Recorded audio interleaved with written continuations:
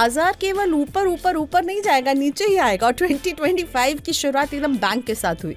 Return आएंगे, अपनी गति से आएंगे और अपने समय से आएंगे, आपके हिसाब से नहीं आएंगे। Equity is the thing, equity में पैसा बनेगा, इक्विटी में पैसा बनेगा। तो सबने इक्विटी जो है, इक्विटी इक्विटी इक्विटी, रिटर्न यानी इज इक्वल टू इक्विटी। जैसे जैसे आपकी उम्र बढ़ने लगती है तो ये सारे जो आपने पुराने कारनामे किए हैं वो आपको मेरी जैसी उम्र में आके सताने लगते हैं। So asset allocation is equal to discipline. Exactly discipline. आपको पैसे की मजा कब सबसे ज्यादा कब आता है? जब मैं छुट्टी पर जाती हूँ, जब आप कंज्यूम करते हो। हेलो एंड वेलकम, मैं हूँ प्रियंका संभव। ना ऐसा ना वैसा, सिर्फ पैसा। ये है स्पेशल पॉडकास्ट जो मैं आपके लिए लेकर आती हूँ, जिसमें हम आपके पैसे को कैसे बढ़ाया जाए और अभी तो मोस्ट इम्पॉर्टेंटली कैसे बचाया जाए। जी हाँ, वैसे पैसे बनाने के लिए अब सभी को पता है कि म्यूचुअल फंड में सिर्फ एक बहुत आसान तरीका है। आप हर मंथ छोटी छोटी रकम के जरिए सिस्टमैटिकली इन्वेस्ट करते हैं और बड़ी रकम इकट्ठा कर सकते हैं। और म्यूचुअल फंड में जिस तरह का तगड़ा इनफ्लो रहा है पूरे 2024 में, 25,000 करोड़ से ज़्यादा के फंड्स जो हैं हर महीने इकट्ठा किए हैं, तो इससे सबका कॉन्फिडेंस भी इस एसेट में बहुत बढ़ गया है। लेकिन ऐसा नहीं लग रहा है कि लोग बस आंख बंद करके अब बस इक्विटी म्यूचुअल फंड में निवेश किए जा रहे हैं, क्योंकि पिछले कुछ सालों में वहां पे रिटर्न भी तगड़ा मिला है। इसलिए सारे जो नियम होते हैं वो धरे के धरे रह गए हैं।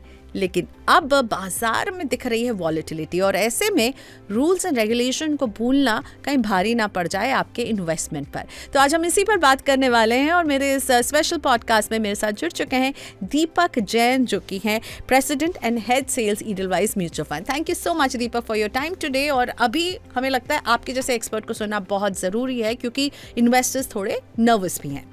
Thank you so much for having me here. So अब आँख खोलिए हमारा, क्या हम गलती कर रहे हैं? मुझे लगता है बेसिक चीज़ें जो हैं वो निवेशक भूल गए थे कि बाजार केवल ऊपर ऊपर ऊपर नहीं जाएगा, नीचे ही आएगा। और 2025 की शुरुआत एकदम बैंग के साथ हुई। हाँ, तो जैसा कि ज़िंदगी में होता है, हम अपने पिछले 5 या 6 महीने के अनुभव को पूरी ज़िंदगी का अनुभव मान लेते हैं। चाहे अगर अच्छा हो रहा हो तो हमको लगता है कि सब कुछ अच्छा ही है, और अगर आप कुछ ही दुखी हालात में हो तो आपको लगता है इससे कभी आप बाहर निकलोगे नहीं। तो निवेश की भी जर्नी कुछ ऐसी ही है। हमने देखा कि लोगों को अपने एक्सपेक्टेशन से ज़्यादा पैसे बने, बहुत पैसे बने, और अच्छी बात है ये। क्योंकि निवेश की जर्नी भारतीय निवेशकों के लिए इक्विटी मार्केट में अभी नहीं है, 15-20 साल 25 साल। तो अगर उस अर्ली फेज़ में पैसे बनते हैं तो लोगों का विश्वास बढ़ता है। लेकिन कुछ ज़्यादा ही बढ़ जाए और ये लगे कि कभी कुछ ख़राब होगा ही नहीं, उल्टा होगा ही नहीं, और अगर उल्टा होगा तो हमने जितना सोचा उतना ही होगा, प्रॉब्लम वहाँ पे आती है। तो इस प्रॉब्लम को समझना बहुत ज़रूरी है कि रिटर्न आएंगे, अपनी गति से आएंगे और अपने समय से आएंगे, आपके हिसाब से नहीं आएंगे। ऑल्सो बिकॉज क्योंकि ये जो 4 years रहा, इसमें कई ऐसे नए इन्वेस्टर्स ने ज्वाइन किया जिन्होंने कभी डाउनफॉल या वॉलेटिलिटी देखी भी नहीं थी, तो उनके लिए ये धक्का बड़ा जोर का है। उनको आप क्या कहना चाहेंगे? आप अगर देखो ना, पिछले 16 साल, आप 4 साल नहीं, मैं आपको 16 साल का इतिहास बताता हूँ। 2008 के क्राइसिस के बाद ना बहुत बड़ी गिरावट अगर आप देखोगे तो 2 या 3 आई है। एक 2012-13 का पीरियड था जहाँ पे काफ़ी पॉलिटिकल इंस्टेबिलिटी, गवर्नमेंट एट्सेट्रा, वो हम सब जानते हैं। फिर एक 2018 का पीरियड आया था जिसमें मिड कैप में क्राइसिस हुई थी और काफ़ी मार्केट ख़राब रहा। और 2020 जो कि बहुत शॉर्ट टर्म रहा, बाजार गिरा और बढ़ गया। किसी को पेन समझने का, इसलिए एक नीडल इन योर आर्म, आप जब तक समझ पाओ, जब तक पेन को अनुभव कर पाओ, आप रिकवर भी कर चुके हो। लेकिन 2021 से 23 ना हम भूल चुके हैं। अगर अक्टूबर 2021 18,477 का निफ्टी था, और मार्च 23 तक आते आते 18 महीने का पीरियड रिटर्न नहीं बना था लोगों का, और वो निवेशक अपना कॉन्फिडेंस, अपना धैर्य खोने ही वाला था कि हमने एक अनप्रेसिडेंटेड तेजी देखी, mid cap, small caps, cyclicals, और हम ये भूल गए कि ये पीरियड आते रहता है।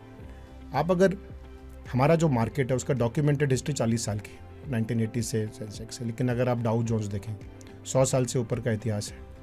वहाँ पे अमूमन ऑन एन एवरेज हर 2 साल में 10% का करेक्शन आता है, और हर 6 साल में 25% का बेयर मार्केट आता है। 100 साल का इतिहास देखें तो बड़े से बड़े मार्केट में, मैच्योर मार्केट में अगर करेक्शन, उतार चढ़ाव एक आम बात है, तो हमारा मार्केट इससे अछूता नहीं रह सकता। तो ये उतार चढ़ाव के लिए आपको तैयार रहना है भैया। 2025 ने शुरुआत में ही बता दिया है। ओके, बता दिया। अब एकदम पर्सनल फाइनेंस का एक बहुत बेसिक रूल है जो कि म्यूचुअल फंड में अप्लाई होता है, पर क्योंकि सबको लग रहा है कि भैया equity is the thing, equity में पैसा बनेगा, इक्विटी में पैसा बनेगा, तो सब ने इक्विटी जो है इक्विटी इक्विटी इक्विटी रिटर्न यानी इज इक्वल टू इक्विटी, लेकिन ऐसा नहीं है। एसेट एलोकेशन ये बहुत इंपॉर्टेंट फैक्टर है।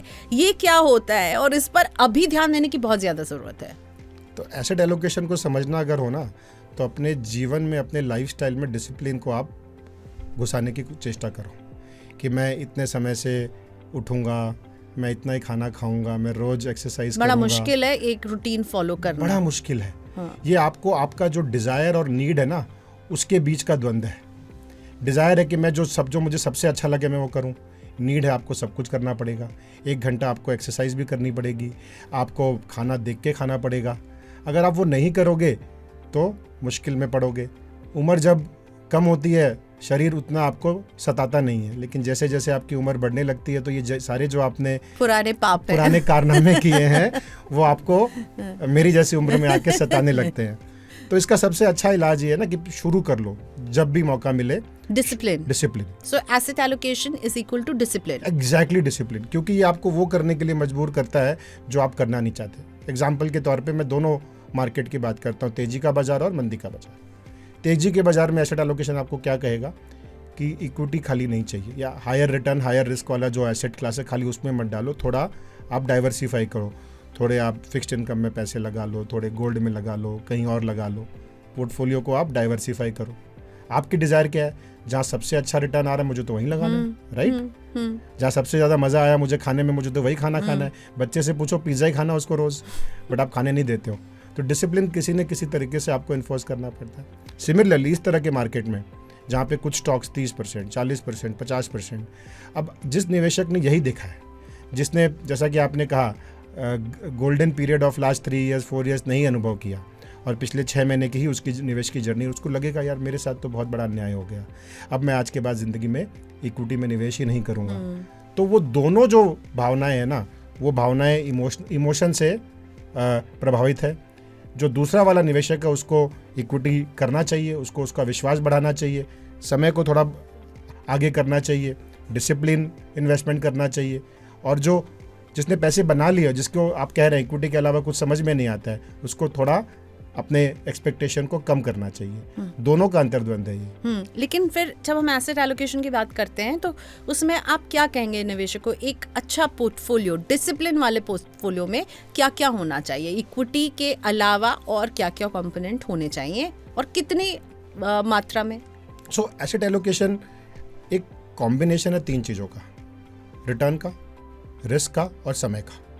इन तीनों के मिक्स को समझना बहुत ज़रूरी है। जब आप निवेश करते हो तो आपको चाहिए कि एक ही साल में सारा पैसा बन जाए, वो होता नहीं है। जब आप बाज़ार में निवेश कर रहे हो, आप बाज़ार में नहीं निवेश कर रहे हो, आप व्यापार में निवेश कर रहे हो। कोई भी व्यापार आपको रातों रात अमीर नहीं बना सकता है। व्यापार एक 10 साल, 20 साल, 25 साल, 50 साल के लिए किया जाता है। अच्छे अच्छे बिजनेसेस ये प्रमोट करते हैं कि we are there for 100 years. So institutions बनते हैं 25 साल, 50, 100 सालों में, तो वैसे ही आपका वेल्थ भी उतना ही समय में बनेगा। तो समय को समझना बहुत ज़रूरी है। हो सकता है कि कुछ शॉर्ट अवधि में आपको अभूतपूर्व गेन मिल जाए, लेकिन वो उसको एक्स्ट्रापोलेट कर देना ये बेवकूफ़ी है, क्योंकि कुछ भी हो जाए, sum total of every return that you get is economy.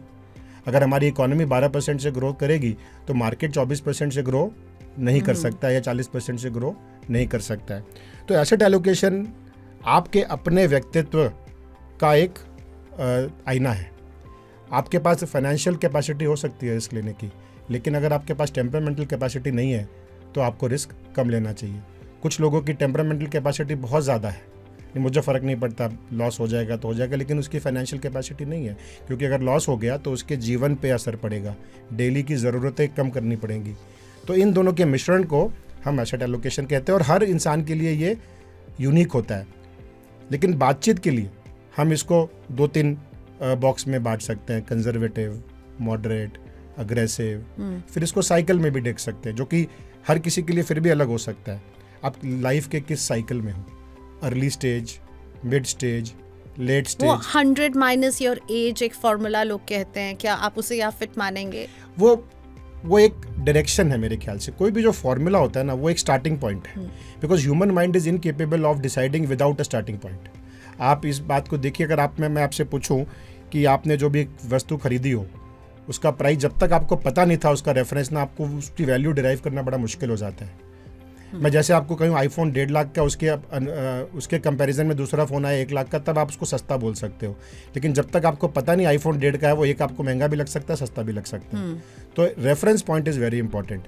तो आपने जो 100 माइनस एज का वो रेफरेंस पॉइंट है, लेकिन समझ लीजिए एक वयस्क व्यक्ति है, सीनियर सिटीजन, 70 साल की उम्र है, पैसे अच्छे हैं उनके पास, अब उनकी जो प्रॉपर्टी है, एसेट्स है, वो अपने पोतों के लिए है, तो उनके पास तो समय की कोई कमी नहीं है उस मनी के लिए।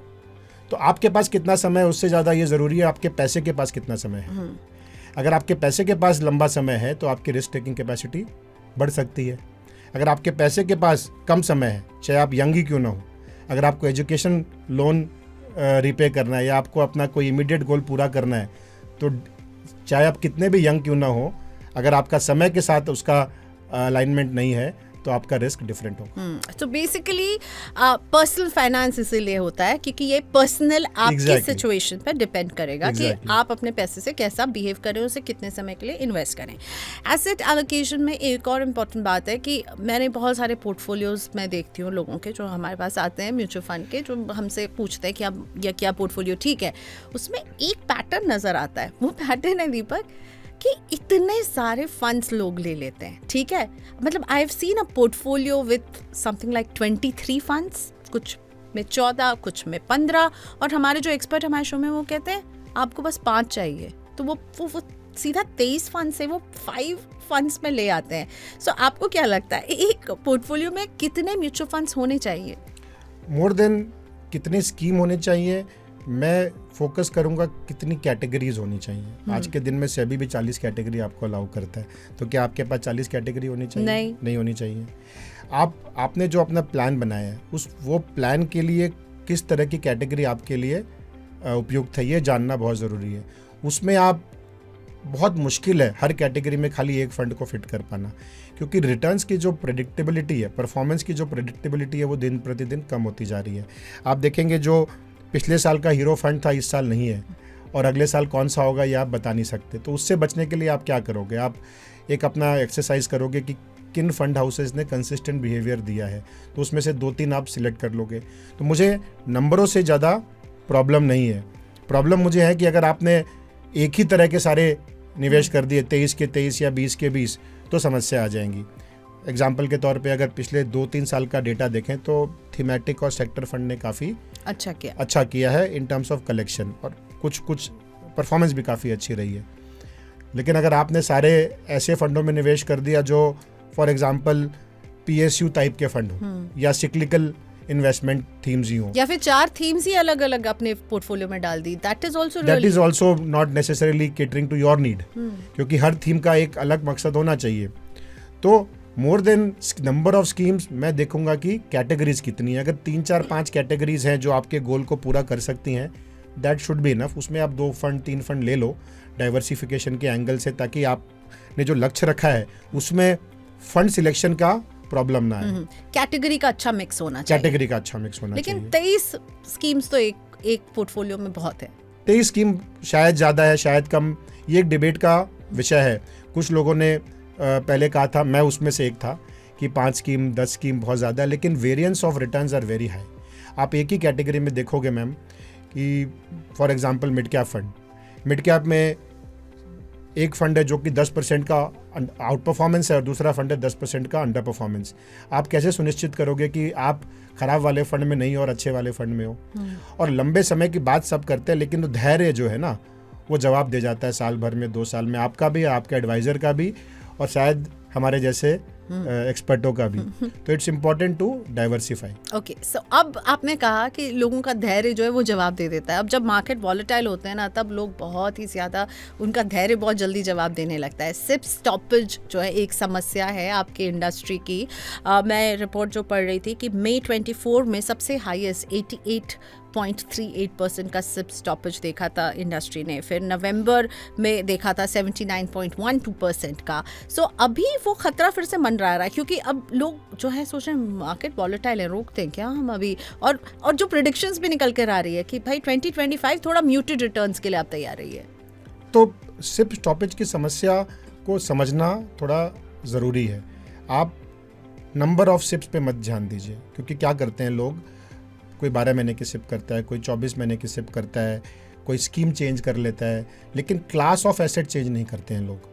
तो स्टॉपेज या कंप्लीशन ऑफ पीरियड को, उसको जैसा कि इंश्योरेंस में होता है कि हमने प्रीमियम पे ही नहीं किया, नहीं, आपने किया है, आपके पास फैसिलिटी थी, आपने स्कीम चेंज कर ली, आपने अमाउंट बढ़ा दी, अमाउंट चेंज कर दी, तो वो भी श्रेणी स्टॉपेज की श्रेणी में आ जाती है। आपको देखना चाहिए नेट अमाउंट जो कलेक्टेड हर महीने जो एमफी आपके सामने पब्लिश करती है, वो नंबर पिछले कई सालों से कंसिस्टेंटली ऊपर ही जा रहा है। खाली नवंबर के महीने में थोड़ा सा मुझे उसमें पॉज दिखा था। जनवरी फरवरी विल बी वेरी इंटरेस्टिंग, क्योंकि नवंबर के बाद दिसंबर आया, दिसंबर में मार्केट में थोड़ी रिकवरी दिखी थी, जनवरी ने पानी पिला दिया है लोगों को पानी पिला दिया है। इसके बाद भी अगर लोग अगर डटे रहे तो मैं इसको बहुत बड़ी विजय मानूंगा, लोगों की भी और आप सब और हमारे जैसे लोगों की, जो आके कहते रहते हैं कि SIPs ज़रूरी है। बट आपने दूसरा सवाल किया, मैं उसके बारे में आना चाहता हूँ, if you could repeat that question. मैं कह रही हूँ कि लोग सिप रोक देते हैं, ठीक है, स्टॉपेज रेशियो जो निकल कर आ रहा है उसमें ओके, वो उन्होंने शायद एक स्कीम से दूसरी स्कीम में चले गए, उनका गोल पूरा हो गया या जो भी रहा हो, लेकिन सिर्फ रोक भी देते हैं घबरा के बाजार की वॉलेटिलिटी में। करते हैं कुछ लोग, लेकिन ये नंबर अभी काफ़ी कम हो गया। मैं तो देखता हूँ कि SIP इन्वेस्टर का एक बहुत बड़ा मैच्योरिटी मैंने देखा है पिछले कई सालों में। मैं 2004 से इस मार्केट में हूँ। 2016 तक का बिहेवियर जो आप कह रहे हो एग्जैक्टली ऐसा ही था, और इंडस्ट्री भी मान के चली थी कि हर जैसे ही बाजार गिरेगा सिप बंद होनी शुरू हो जाएंगी, लेकिन ऐसा बिहेवियर अभी तक तो हमने तो क्या बदल गया 2016 से? लोगों ने एक्सपीरियंस किया SIP is deferred gratification, lump sum is instant gratification. आपने एक पैसा डाला, 6 महीने में पैसे बन गए, तो आपको एक प्रूफ ऑफ द कॉन्सेप्ट है। SIP का जो प्रूफ ऑफ द कॉन्सेप्ट है समय देने से ही आता है, लेकिन काफ़ी लोगों ने खासकर पोस्ट कोविड और पोस्ट डिमोनेटाइजेशन ये इसमें गति बढ़ाई। अगर आप देखो number of SIP accounts, number of value of SIP has tripled in last 6, 7, 8 years. तो लोगों के पैसे बने हैं, पोर्टफोलियोज हैव बिकम मीनिंगफुल। अगर किसी ने 10 साल 12 साल की SIP कर ली तो उसका पोर्टफोलियो अब अच्छा खासा दिख रहा है, जिससे उसके बड़े गोल पूरे या तो हुए हैं, कॉन्फिडेंस आया इस एसेट बहुत आ गया है कि नहीं ये तो ठीक है, ये घूम फिर के रिटर्न आ जाता है।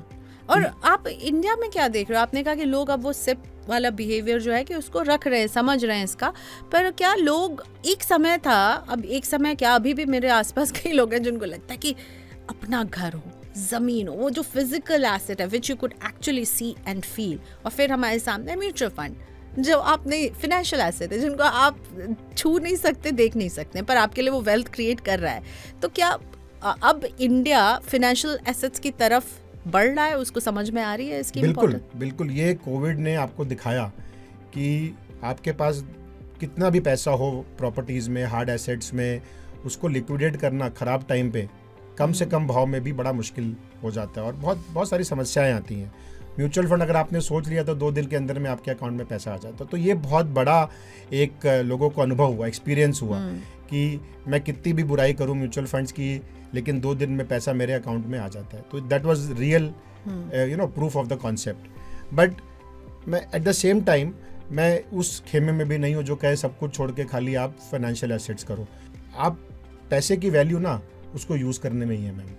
जब तक आपको पैसे की मजा कब सबसे ज़्यादा कब आता है? जब मैं छुट्टी पर जाती हूँ, जब आप कंज्यूम करते हो अपने कमाए हुए, परिश्रम से कमाए हुए पैसे को आप यूज़ करते हो, एक्सपीरियंस करते हो, अनुभव करते हो, चाहे वो प्रॉपर्टी के माध्यम से हो, छुट्टियों के माध्यम से हो, अच्छे कपड़ों के माध्यम से हो, डाइनिंग आउट के माध्यम से हो, वो जरूरी है। लेकिन पैसा तो कमाया पर उसका अनुभव तो लीजिए, मजा तो लीजिए। अदरवाइज आप खाली चौकीदार बन के रह जाओगे पैसों का। आपने पैसे कमा लिया, आपके बच्चे उसको यूज़ करेंगे या कोई और यूज़ करेगा। तो पैसे को यूज़ करना भी एक बहुत ज़रूरी, मैं तो चाहूँगा कि एक हम सेशन करें एक्सपेंडिचर मैनेजमेंट पे rather than investment management. Okay, now tell me 2025 Deepak, how is it looking to you? अभी तो शुरुआत है, अभी तो पार्टी शुरू हुई है और ये पार्टी बहुत हैप्पी नहीं दिख रही है क्योंकि बहुत सारे फैक्टर्स हैं, ठीक है, geopolitical, global, mister Trump is back, तो बहुत सारे फैक्टर्स भी हैं। और 2025 अभी तक जो है ग्रोथ को लेकर जो चिंताएं हैं उसको देख करके थोड़ा सा स्टार्ट जो है अच्छा नहीं रहा है। मैं आपको दो पर्सपेक्टिव देता हूँ, एक साधारण लेमैन का पर्सपेक्टिव, ठीक है, जो शायद किसी को भी समझ में आ जाएगा, गणित का जोड़ भाग, और एक थोड़ा हमारे जैसे सो कॉल्ड एक्सपर्ट्स का पर्सपेक्टिव। तो पहले स्टार्ट करते हैं सो कॉल्ड एक्सपर्ट का पर्सपेक्टिव। काफ़ी चीज़ें एक साथ में कन्फ्लुएंस हो गया है। FIs have been selling in India, रूठे हुए हैं किसी न किसी काम से, चाहे वो रूठे हुए या पहली बार उनको बेचने का मौका मिला है बड़ी मात्रा में। अगर आप देखें 25-30 साल का इतिहास, पहले जब भी FI बेचते थे 30-40% बाजार गिर जाता था और करेंसी भी गिर जाती, तो एक तरह का एग्जिट लोड था उनके लिए। इस बार लेकिन डोमेस्टिक इन्वेस्टर्स ने भी संभाला है, करेंसी भी मोटा-मोटा बहुत बढ़िया से बहुत अच्छे तरीके से संभाला है, तो FIs ने भी कुछ पैसा निकाला है। दूसरी बात, अगर आप देखो US bond yields, it has moved up very sharply in last 3-4 years. It's a clear indication of risk of. फिर जैसा कि आपने कहा, ट्रम्प साहब इज अ बिग अननोन जो भी है, लेकिन इट विल कॉज डिसरप्शन आज नहीं तो कल। और अगर आप फर्स्ट शो देखें तो आपको समझ में आ जाएगा कि ये पार्टी अभी शुरू हुई है। तो इस डिसरप्शन में कौन लूजर्स होंगे, कौन विनर्स होंगे, ये अभी मार्केट अभी तय नहीं कर पाया है। हमको लगता है कि हम शायद इसमें एक विनर उभरेंगे, लेकिन वो तय कर पाना और उसमें किन सेक्टरों की भागीदारी होगी, ये अभी तक अनडिसाइडेड है। ऊपर से अगर आप देखें, जो मैं लेमैन का पर्सपेक्टिव देना कोशिश करूं, पिछले 2-3 सालों में पैसा बहुत बना है। अगर 12 से 15% का एवरेज रिटर्न आना चाहिए इक्विटीज़ में और आपको 40%, 50% रिटर्न आ रहा है, तो कहीं ना कहीं तो रिवर्जन टू मीन होगा। तो ये वो प्रोसेस है रिवर्जन टू मीन। अब प्रॉब्लम क्या है ना, जब मार्केट करेक्ट करता है ना, तो हमारी इच्छा के अनुपात में नहीं करता। हम चाहते थे 10% ही हो या 5% ही हो, वो ज़्यादा कर रहा है। हम चाहते थे 2024 के इलेक्शन रिजल्ट के बाद ही हो जाए, वो 6 महीने के बाद आया। तो मार्केट अपने स्पीड से और अपने ही समय से आता है, हमारी इच्छा के हिसाब से नहीं आता, बट आता ज़रूर है। It's like death and taxes, they come but they come with their own rate and proportion. तो अभी थोड़ा सा आपको म्यूटेड रिटर्न्स के लिए तैयार है 2025 is a good year of consolidation. इसमें रिटर्न बनने की संभावनाएं मेरे हिसाब से कम है। कुछ सेक्टर्स जो आप वॉच आउट कर रहे हैं? तो अभी तक ना, अगर आप देखो पिछले 3 सालों में सिक्लिकल्स ने अच्छा किया था, value as a style did very well, momentum as a style did very well. In last 3-4 months nothing actually has worked. Our view is that last year was year of politics. 60 से ज़्यादा देशों में election और most of the incumbent governments were thrown out or reduced, came back with a reduced number. Now इस साल उसका जो impact आएगा वो अर्निंग्स पे आएगा। तो जहाँ पे जो हम देख रहे हैं, अर्निंग्स जहाँ अच्छी होंगी वहाँ पे डिस्प्रोपोर्शनेटली पॉजिटिव रिजल्ट मिलेंगे आपको स्टॉक्स के, और जहाँ थोड़ा भी डिसअपॉइंटमेंट होगा, वो पूरा का पूरा जो एक बैगेज था ना लोगों का, वो आपको डिस्प्रोपोर्शनेटली सेलिंग में दिखेगा। अर्निंग शायद 10% गिर जाए, स्टॉक 20-30% भी गिर सकता है। ओके तो ये this is a period of consolidation. इसमें एज ऑफ नाउ हमको लगता है कि sectors like IT, health care, private sector banks, some of these underperforming sectors, and yet ऐसे सेक्टर्स हैं जहाँ पे एक बेसिक ग्रोथ हमको नज़र आ रही है। तो ये क्षेत्र शायद ज़्यादा बेटर करें, लेकिन these form a very small part of our overall economy. मेरा मानना है कि जो कंजम्पशन जो कि 60% ऑफ इंडियाज़ इकोनॉमी है, उसको अच्छा करना पड़ेगा। गवर्नमेंट का फोकस इन्वेस्टमेंट और केपेक्स पे है, उसको भी अच्छा करना पड़ेगा, and government has to continuously spend, and companies benefiting from that will also have to do well. All three has to actually sync for India to deliver सब that. एक चेन में है। हाँ, सब बंधे हुए एक दूसरे से। हाँ, कंपनी अच्छा करेगी, आपका निवेश अच्छा करेगा, कंजम्पशन बढ़ेगा, कंपनी अच्छा करेंगे, ये एक सर्कल है। ये एक सर्कल है, और वो सर्कल थोड़ा पेन की अपने चेंज में जा रहा है, और जब परिवर्तन जब भी आता है ना, थोड़ा पेनफुल होता है। Okay, or 2025 is looking a bit painful right now. Bit painful. It started on a painful note. I'm hopeful it will not end on a painful note. Okay, लेकिन ये है कि हम सबसे ज़्यादा पेन से ही सीखते हैं, तो आई थिंक ये लर्निंग का भी एक इम्पोर्टेंट फेज होगा। हाँ, आप देखो, आप जब आपको एक रियल लाइफ शॉक लगता है, फॉर एग्जांपल हेल्थ रिलेटेड, तब आपको लगता है कि नहीं मुझे मॉडरेशन की ज़रूरत है, मुझे एक्स करना चाहिए, वाई करना चाहिए, बट फिर जब ठीक हो जाते हो तो you go back to your basic behaviour. So I think you learn from experiences but over a period of time. और लर्न करके उसको याद रखना बहुत ज़रूरी. हाँ, भूलिएगा नहीं. Thank you so much Deepak for your time and for this interesting conversation. तो 2025 हम आपकी बातों को ज़रा सा ध्यान में रखेंगे, पेन के साथ लर्निंग भी लेते रहेंगे. और हमारे इस बातचीत में जुड़ने के लिए थैंक यू सो मच. अपने राय, अपनी प्रतिक्रिया हमें कमेंट बॉक्स में ज़रूर दीजिएगा. हम इस तरह के पॉडकास्ट लाते रहेंगे. Thank you for watching us. शुरू हो गया बजट काउंटडाउन. एक तरफ ग्रोथ, दूसरी तरफ महंगाई, सरकार के सामने चुनौतियां हजार. इनकम टैक्स पर उम्मीदें कर दो पूरी सरकार. बाजार की भी दिक्कतें सुलझा दो सरकार. सरकार के ऐलान और शेयरों में हलचल. शेयरों में हो रहा हर दिन नुकसान. आपकी उम्मीदें और सरकार का एक्शन. अपना घर हो जाए, कुछ ऐसा कर दो जुगाड़. बजट का सबसे पहले मिलेगा एनालिसिस. मनी 9 पर होंगे बड़े एक्सपर्ट जो सबसे पहले आपके लिए करेंगे बजट को डिकोड. 1 फरवरी सुबह 8 बजे से बजट को समझिए आसान भाषा में, सिर्फ मनी 9 पर.